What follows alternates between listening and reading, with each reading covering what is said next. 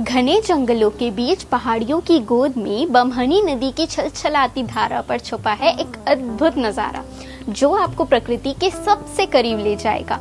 मैं बात कर रही हूँ झोझा वाटरफॉल की। ये छत्तीसगढ़ के गौरेला पेंड्रा मरवाही जिले में पेंड्रा के पास स्थित है। इस वाटरफॉल तक पहुंचने के लिए करनी होती है करीब 2 किलोमीटर की ट्रैकिंग, लेकिन यकीन मानिए हर कदम के साथ बढ़ता रोमांच आपको बिल्कुल थकने नहीं देगा।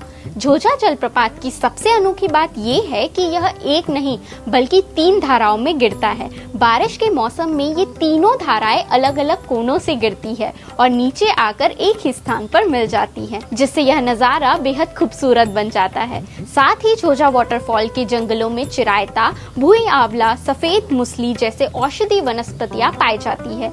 स्थानीय आदिवासी इन्हें पारंपरिक उपचार में उपयोग करते हैं और इनका वैज्ञानिक महत्व भी लगातार बढ़ते जा रहा है। ये जगह न सिर्फ ट्रैकिंग के लिए बल्कि बर्ड वॉचिंग और तितली प्रेक्षण के लिए भी मशहूर होते जा रही है।